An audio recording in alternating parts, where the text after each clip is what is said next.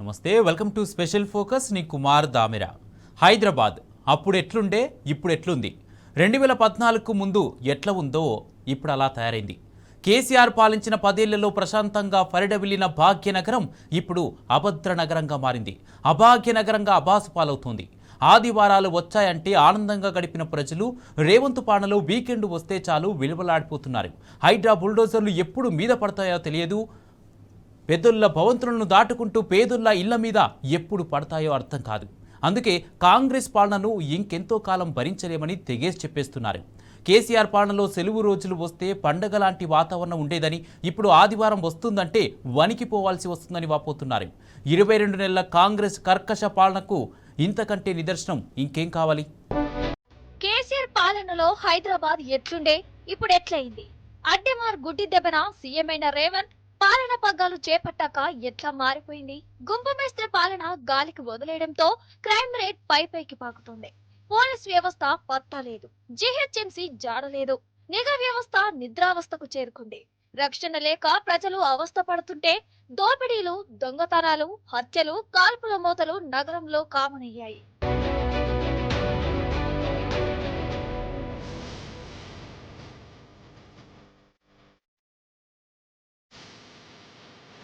ఇళ్లలోకి చొరబడి వృద్ధులు, పిల్లలపై దాడులు, అఘాయిత్యాలకు అంతేలేదు. చినుకు పడితే నగరం నరకం, రహదారులన్నీ గుంతలమయం, అడుగడుగున ట్రాఫిక్ విలయం, వీధి వీధిన చెత్త, దుర్గంధం. కాంగ్రెస్ ఏలుబడిలో నగరం నరకమైంది. కట్టుకథలే తప్ప పెట్టుబడులు లేవు, కంపెనీలు, కొలువులు లేవు, ప్రగతి కార్యక్రమాలు లేవు, ప్రారంభోత్సవాలు లేవు. శాంతి భద్రతలు పూర్తిగా అదుపు తప్పాయి. క్రైమ్ రేటు పెరిగిపోయింది. ఓవరాల్ గా నగరం బిక్కుబిక్కుమంటూ కాలం గడుపుతోంది.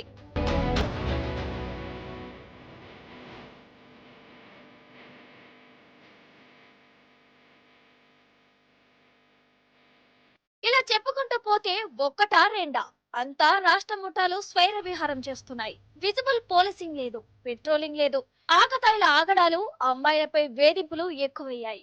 నగర నిర్వహణను పట్టించుకున్న నాదుడే లేడు. పారిశుద్ధం కనిపించడం లేదు. ట్రాఫిక్ అస్తవ్యస్తమైంది. వానొస్తే వణుకుతుంది నగరం. భాగ్యనగరం అభద్ర నగరిగా, అభాగ్య నగరిగా మారిపోయింది. చెత్త తీయరు, లైట్లు వేయరు, గుంతలు పూడ్చరు. హైదరాబాద్ నగరాన్ని అస్సలు పట్టించుకునే నాదుడు ఎవరైనా ఉన్నారా? వర్షం వచ్చిందంటే నగరంలో నదులు పారుతాయి, వంతెనల మీద కప్పులు ఈదుతాయి, రోడ్లపై వాహనాలు పడవలైపోతాయి. ఇది 22 నెలల్లో కాంగ్రెస్ చేసిన అభివృద్ధి.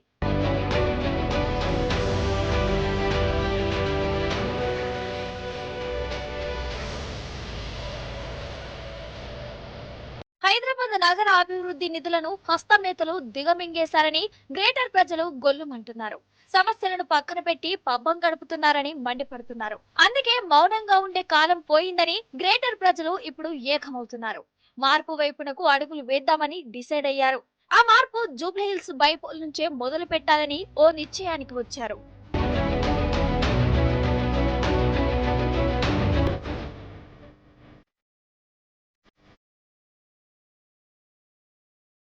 అన్నింటి గురించి ఎందుకు, ఒక్క హైడ్రా గురించే మాట్లాడుకుందాం.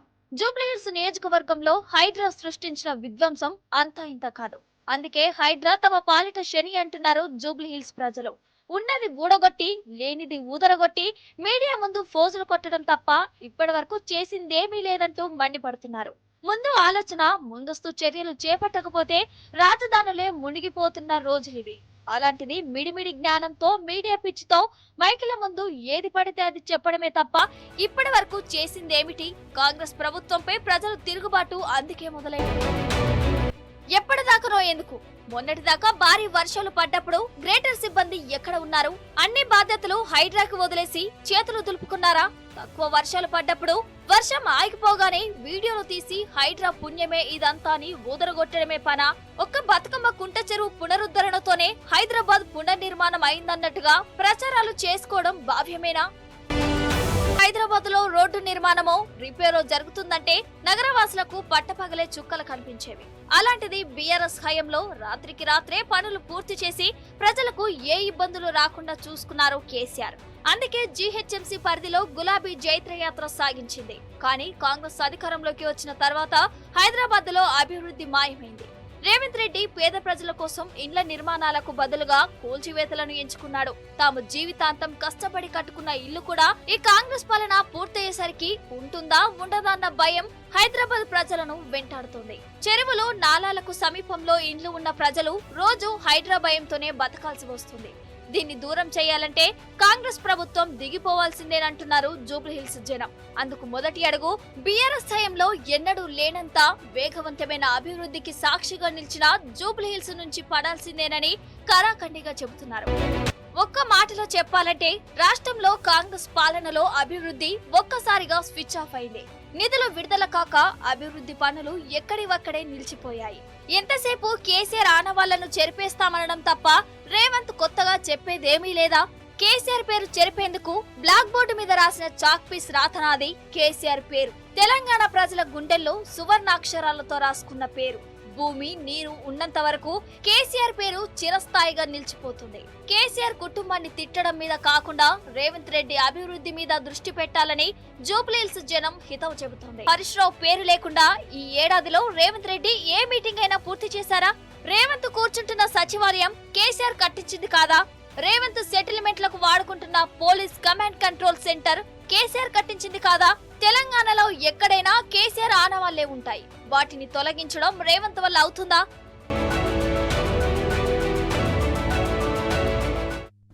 ఎన్నిక ఏదైనా ఎగిరేది గులాబీ జెండానే.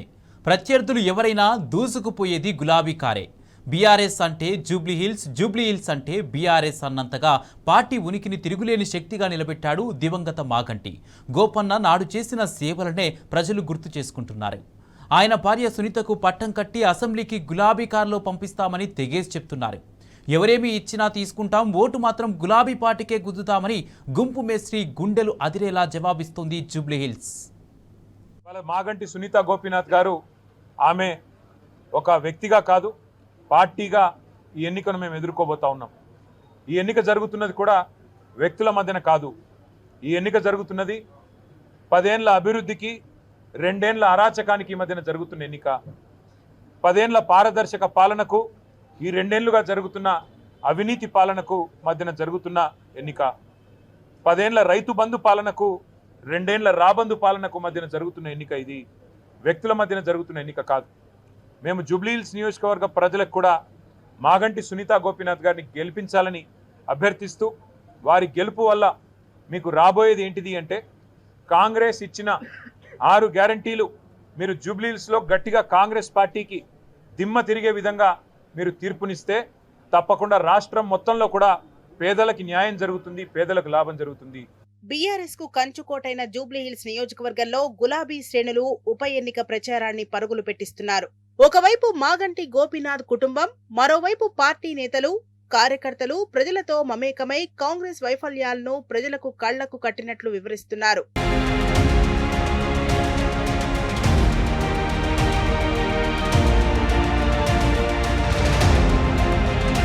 బీఆర్ఎస్ పార్టీ కంచుకోటగా పేరుగాంచిన జూబ్లీహిల్స్ అసెంబ్లీ నియోజకవర్గంలో ప్రచారం ఊపందుకుంది. ప్రత్యర్థి పార్టీలు నిర్వహించిన సర్వేల్లోనూ ఓటర్లు బీఆర్ఎస్ పార్టీకే పట్టం కడుతున్నారు.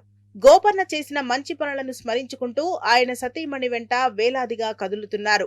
దశాబ్ద కాలంగా వరుస విజయాలతో గులాబీ పార్టీ తిరుగులేకుండా నియోజకవర్గంలో దూసుకుపోతోంది. ప్రత్యర్థి పార్టీలకు అందనంత దూరంలో ముందుకు సాగుతోంది.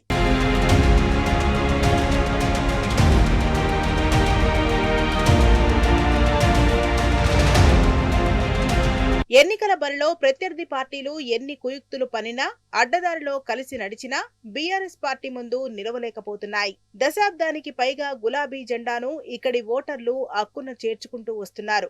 హ్యాట్రిక్ ఎమ్మెల్యేల జాబితాలో ఒకరుగా నిలిచిన మాగంటి గోపీనాథ్ 10 ఏళ్ల బీఆర్ఎస్ హయాంలో వేల కోట్లు ఖర్చు చేసి నియోజకవర్గాన్ని సర్వాంగ సుందరంగా తీర్చిదిద్దారు. గోపీనాథ్ సారథ్యంలో సంక్షేమం, అభివృద్ధి పథకాలతో ప్రజల గుండెల్లో బీఆర్ఎస్ చెక్కుచెదరని స్థానాన్ని సంపాదించుకుంది.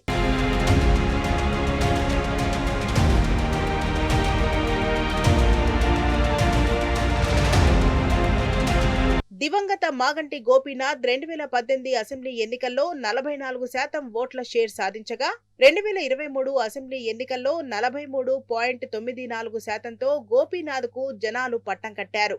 ఒక్క అసెంబ్లీ నియోజకవర్గం ఎన్నికల్లోనే కాదు, గడిచిన 2 సార్లు మెజార్టీ డివిజన్లలో గులాబీ జెండా పాగా వేసింది. జూబ్లీహిల్స్ నుంచి హ్యాట్రిక్ విజయాలు సొంతం చేసుకున్న మాగంటి గోపీనాథ్ మరణానంతరం ఆయన సతీమణి సునీతకు టికెట్ ఇవ్వడంతో గెలుపు లాంఛనమే కానుందన్న ప్రచారం జరుగుతోంది. కేటీఆర్ సహా నేతలంతా ఏకపక్షంగా తీసుకున్న నిర్ణయాన్ని నియోజకవర్గ ప్రజలు సాదరంగా ఈ ఉప ఎన్నికల్లో బీఆర్ఎస్కే మళ్లీ ఓటర్లు పట్టం కడతారని రాజకీయ విశ్లేషకులు చెబుతున్నారు.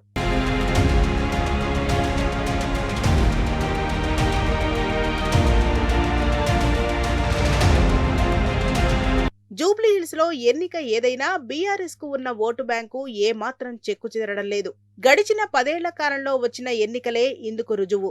గులాబీ కండువాతో మాగంటి గోపీనాథ్ నియోజకవర్గంలో ప్రత్యర్థి పార్టీల ఉనికి లేకుండా చేశారన్నది రాజకీయ నేతలే బహిరంగంగా చెబుతున్నారు. ఆయనపై ఎవరెన్ని కుట్రలు, తిరుగుబావుట ఎగురవేసినా గులాబీ జెండాతో నియోజకవర్గ ప్రజలను అభివృద్ధి వైపు నడిపించారు. 10 ఏళ్ల బీఆర్ఎస్ ప్రభుత్వంలో ఇంటింటికి వెళ్లి కళ్యాణలక్ష్మి, షాదీ ముబారక్ చెక్కులు అందజేశారు. పండుగ ఏదైనా బహుమతులను అందజేసి అందరివాడుగా మాగంటి నిలిచారు.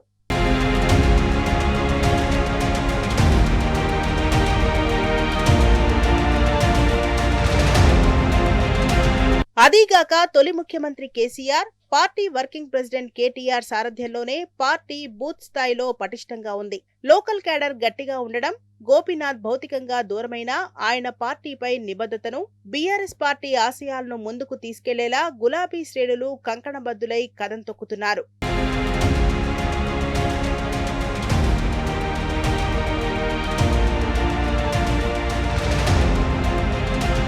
ఎమ్మెల్యే ఎన్నిక నుంచి కార్పొరేషన్ ఎన్నికల దాకా బీఆర్ఎస్ పాగా వేసింది. జీహెచ్ఎంసీ ఎన్నికలకు సంబంధించి గడిచిన 2 సార్లు మెజార్టీ డివిజన్లను బీఆర్ఎస్ సొంతం చేసుకుంది. 7 డివిజన్లలో 1-2 మినహా అన్ని డివిజన్లలో గులాబీ పార్టీకి చెందిన కార్పొరేటర్లే ఉన్నారు. 2016లో జరిగిన జీహెచ్ఎంసీ ఎన్నికల్లో నాటి టీఆర్ఎస్ 99 స్థానాలు కైవసం చేసుకుంది. జూబ్లీహిల్స్ నియోజకవర్గంలో యూసఫ్గూడ, బోరబండ, రహమత్ నగర్, వెంగళరావు నగర్, షేక్పేట, సోమాజిగూడ డివిజన్లు గులాబీ సొంతం కాగా 2020 సంవత్సరంలో జరిగిన ఎన్నికల్లో షేక్పేట, ఎర్రగడ్డ డివిజన్లు మినహా మిగిలిన డివిజన్లలో బీఆర్ఎస్ సత్తా చాటింది. గులాబీ పార్టీ నుంచి గెలిచిన ఒకరిద్దరు ఇతర పార్టీలో చేరినా డివిజన్లలో తిరుగులేని శక్తిగా బీఆర్ఎస్ అవతరించింది. బలమైన క్యాడర్తో ఉప ఎన్నికల్లోనూ తమ సత్తా చాటుతామని శ్రేణులు ధీమా వ్యక్తం చేస్తున్నారు.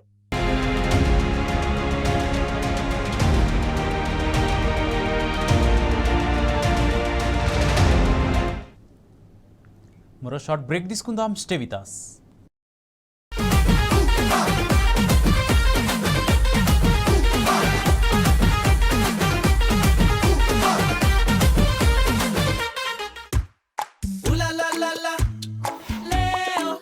జూబ్లీహిల్స్ జేహో బీఆర్ఎస్ అంటోంది.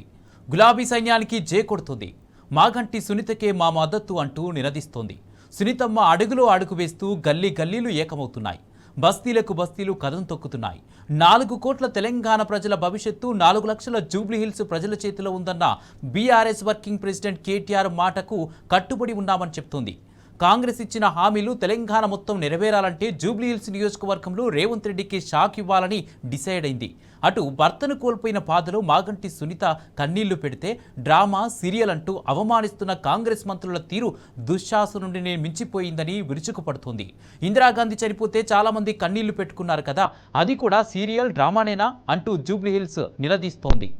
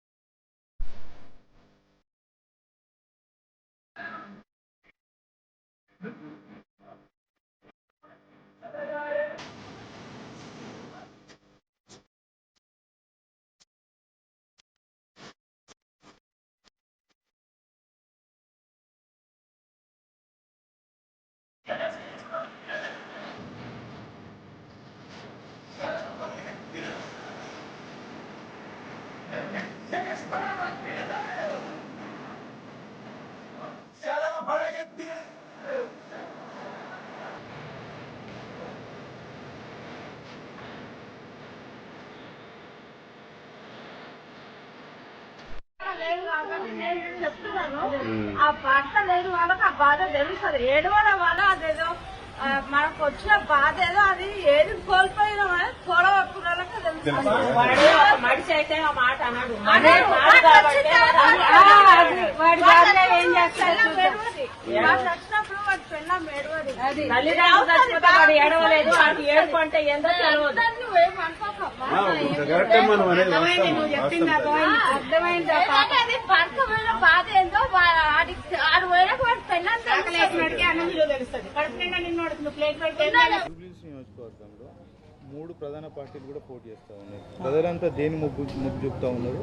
మీరు దేనికి ఓటేద్దాం అనుకుంటున్నారు? మేము బీఆర్ఎస్కి వేద్దాం అనుకుంటున్నాం. ఎందుకు? కాంగ్రెస్ పార్టీ ఇక్కడ 1,50,000 లక్షలు ఖర్చు అందరు అనుకుంటున్నారు కానీ కాంగ్రెస్ అని, కానీ బీఆర్ఎస్ వస్తుంది ఈసారి పక్కాగా. ఆల్రెడీ వేసాం మేము ఓట్లు, వేసిన తర్వాత కూడా మాకేం ఫలితం లేకుండా అయిపోయింది. అందుకే ఈరోజు మా గోపీనాథ్ అన్న లేరు కాబట్టి సునీత గారికి కంపల్సరీ మేము ఆమెని ఎలా అన్ని గెలిపించుకున్నామో మేడంని కూడా అలాగే గెలిపించుకొని తీసుకొస్తాం. జూబ్లీహిల్స్ నియోజకవర్గంలో కాంగ్రెస్ని గెలిపిస్తే చాలా అభివృద్ధి చేస్తామని చెప్తా ఉన్నారు. ఏం చేయరండి, ఇంకా ఆల్రెడీ మేము చేసాము, వాళ్ళు చేస్తున్నాము మేము అంటున్నాము అన్నారు కానీ ఈ రోజు వరకు ఏం చేయలేదు కదా. మాకు అన్ని హామీలు ఇచ్చి ఏ హామీ చేయలేడు. 6 గ్యారెంటీలు అన్నాడు, అది లేదు. ఒకటి బస్సు పెట్టాడు, ఆ బస్సు కూడా అందరు కొట్టుకొని రావడం అయిపోయింది. అందు గురించి అనేసి ఈసారి బీఆర్ఎస్ గ్యారంటీగా ఉంటాం. ఫ్రీ కరెంట్, గ్యాస్ లేదు, ఫ్రీ కరెంట్ లేదు. అవన్నీ ఇస్తే ఎందుకంటే జనాలు అట్లా మాట్లాడుకుంటారు, మీడియాలలో మాట్లాడుకోలేరు కదా. అందు గురించి ఈసారి మళ్ళీ మేము ఎక్కడ ఇచ్చాడు నన్ను బొందిచ్చాడు. 2500 ఇవ్వలేదు, ఏమీ ఇవ్వలేదు అని అన్ని కాని మాటలు చెప్తున్నాడు కానీ అవన్నీ కుదరని పని, కాని పని. ఈసారి మాత్రం బీఆర్ఎస్ గ్యారంటీగా వస్తుంది అనేసి అనుకుంటున్నాం. జరిగినటువంటి బతుకమ్మ పండుగ చీరలు ఇచ్చారు? బతుకమ్మ చీరలు వేయలేదు. అన్న ఉన్నప్పుడు, కేసీఆర్ అన్న ఉన్నప్పుడు కూడా మాకు బతుకమ్మ చీరలు వచ్చినాయి. మాకు గోపి అన్న ఉన్నప్పుడు మాకు ఏదైనా బతుకమ్మ సెలబ్రేషన్ చేసుకున్నప్పుడు ఆయన గిఫ్ట్లు ఇచ్చేవాడు. ఆయన ఓన్గా మాకు ఈ డివిజన్ నుంచి, జూబ్లీస్ డివిజన్ నుంచి మాకు ఏది కూడా ఇబ్బంది రాకుండా ఎలా చూసుకున్నాడో ఈరోజు మేడంని కూడా మేము అలాగే తీసుకొద్దాం అనేసి ఆమె నుంచి మేము వస్తున్నాం. కాంగ్రెస్ నుంచి అయితే మాకు ఈ రోజు వరకు ఒక్కటి కూడా ఒక గ్యారంటీ కాదు కదా, ఒక పథకం, ఒక చీర కానీ ఏది కానీ ఇప్పటి వరకు ఏది రాలేదు మాకు. కాంగ్రెస్ పార్టీ అభ్యర్థి మీకు ఏమన్నా నోటు తెలుసా? వ్యక్తి ఐడియా ఉందా? అసలు ఆయన సీఎం అన్నది కూడా మాకు ఆ పేరు ఎవరు, చిన్న చిన్న పిల్లలు కేసీఆర్ అంటే అంత మురిసిపోయి చెప్తున్నారు. సీఎం అంటే ఎవరు అనేసి అడుగుతున్నారు. ఇప్పటి వరకు ఆ సీఎం ఎవరు కూడా మాకు అంతవరకు రేవంత్ రెడ్డి అని అంటున్నారు కానీ అది ఎవరో కూడా మాకు తెలియదు. జూబ్లీహిల్స్లో ఉండడం కనిపించలేదు కదండి, ఇప్పటి వరకు ఆయన కనిపించలేదు. జూబ్లీహిల్స్ అంటే కూడా ఆయన వచ్చింది పోనీ ఒక్కసారైనా వాళ్ళ మనుషులు కానీ వాళ్ళు కానీ వస్తే కనుక ఎక్కడ చెప్పులతో కొడతారని భయానికి అందుకే వాళ్ళు రావట్లేదండి. ఇక్కడికి మించి గోపెన్నకు మించి ఇక్కడ అంతకన్నా తోపులు ఎవరు రాలేరు. ఎట్లయితే అన్న వచ్చాడో మేడంని కూడా అలాగే తీసుకొస్తాం. సునీత కంపల్సరీ సునీత మేడం గెలుస్తుంది. బీఆర్ఎస్ మళ్ళీ జెండా ఎగురుతుంది ఇక్కడ, అంతేగాని కాంగ్రెస్ జెండా మాత్రం ఎగరనీయం. సిచ్యువేషన్ అయితే కాంగ్రెస్ గెలిచే ప్రజెంట్ గా అవకాశం లేదు. ఎందుకంటే చాలా వాగ్దానాలు చేశారు కాబట్టి, అందులో చాలా వరకు ఆయన నెరవేర్చారు కాబట్టి కాంగ్రెస్ గెలవకపోవడానికే ఎక్కువ ఛాన్సెస్ ఉన్నాయి. ఇంతవరకు కాంగ్రెస్ హయాం వచ్చినప్పటి నుంచి ఒక కొత్త ప్రాజెక్టు తీసుకోలే, ఒక కొత్త ఫ్లైఓవర్ స్టార్ట్ చేయలే, రోడ్లు యథాగా మొత్తం వాటర్ అంతా మునిగిపోయి, అప్పుడు కాంగ్రెస్ మన బీఆర్ఎస్ గవర్నమెంట్ ఉన్నప్పుడు వచ్చిన వర్షానికంటే ఇది చాలా తక్కువనే. అయినా సరే ఎంబీబీఎస్ మునిగిపోయింది మొత్తం. ఎక్కడ చూసినా అన్ని వర్షాలన్నీ డ్రైనేజ్ సిస్టమ్ అంతా ఫెయిల్యూర్ ఉంది.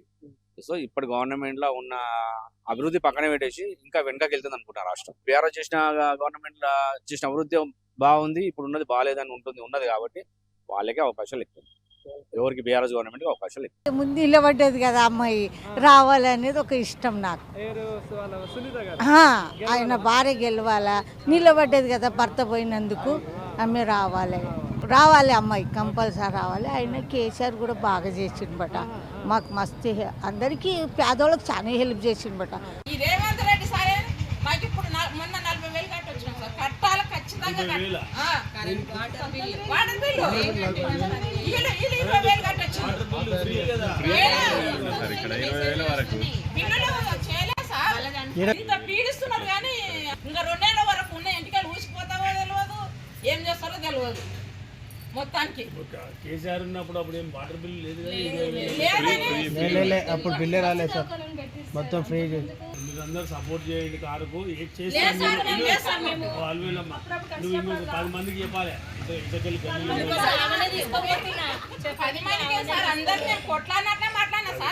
నరకం పెడుతున్నాడు మమ్మల్ని 2 సంవత్సరాలకి ఆయన అన్నేళ్ళు పరిపాలన చేస్తే ఊక మాకు ఇంత తిప్పలు లేదు సార్. మాకు ఎక్కడున్నాడేమో ఆయన దేవుళ్ళకి మొక్కాలి రావాలని ఒక్కటే ఓటేస్తేనే వచ్చిన ఆయన మేమందరం మేలేదా? ఎక్కడి నుంచి వచ్చిన వాళ్ళే వాళ్ళకి ఇచ్చిడు.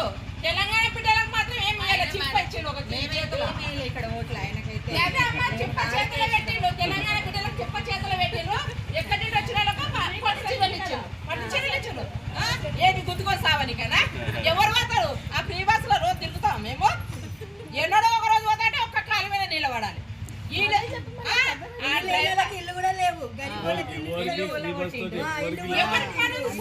అదే పిల్లల ఫీజులు తగ్గియండి. లేనోళ్ళు ఇప్పుడు వికలాంగులు ఉన్నారు వాళ్ళకి పెట్టాను సార్. వాళ్ళ పెడతానన్నా తలుచుకుంటారు. ఏవో ఫ్రీ బస్సు పెడితే ఎప్పుడన్నా ఊరుకోవాలన్నా భయం అవుతున్నారు. పైసలు పెట్టి ఎప్పుడన్నా పండుకొని పోతుండే చీకట్ల కాలుండే. ఇప్పుడు అట్లా కాదు. లేదు ఇంకో బస్సు వస్తుంది ఎక్కండి. ఏం సార్ మా పరిస్థితి? చింతపండు చేస్తా, ఒక్కొక్కరు చింతపండు చేస్తా, నేను నరుకుతా పడుతుంది. ఎవరు వేస్తావు చింతపండు? మేము వేస్తే బుద్ధి లేక వేసిండ్రు. ఒక అవకాశం ఇస్తామని వేసిండ్రు. వేసినందుకు చింతపండు చేస్తా అంటున్నారు. సార్ కేసీఆర్ పార్టీ గెలుస్తుందా రేవంత్ రెడ్డి పార్టీ గెలుస్తుందా? కేసీఆర్ పార్టీ మాకేం చేయలేదు. ఈ నచ్చి మాకు 10 రూపాయల జీతం పెంచలేదు. మేము అలవా కష్టపడుతున్నాం. తెల్లారితో వద్దుగుతే మాకేం ఫలితం చేయలేదు. మేము ఏ టైంకి వచ్చి మేము రోడ్డు మీద కూర్చుకొని బతుకుతున్నాం. మాకు రూపాయి లాభం చూపించలేదు. ఫ్రీ గ్యాస్ ఈ 10 రూపాయలు పెట్టి 20 రూపాయలు పెట్టుకుని పోతాం. మాకు జీతం పెంచని పింఛన్ 2000 చేసిండు. కేసీఆర్ చేసిండు. అది రావట్లేదు. అస్సలు రావట్లేదు. అడిగేటోళ్ళు ఎవరు? ఒకళ్ళ అడిగితే ఏం లాభం? 100 మందికి చేసిండు. మాట్లాడిండు. ఇస్తాం ఇట్లా ఇస్తాం అట్లా ఇస్తాం అని అన్నాడు. మాట తప్పిండు. కేసీఆర్ ఇచ్చిన 2000 పింఛనే వస్తాను. నీకు అంత శివయ్య ఏం లేదు. ఇవి స్పెషల్ ఫోకస్ అప్డేట్స్. చూస్తూనే ఉండండి టీ న్యూస్.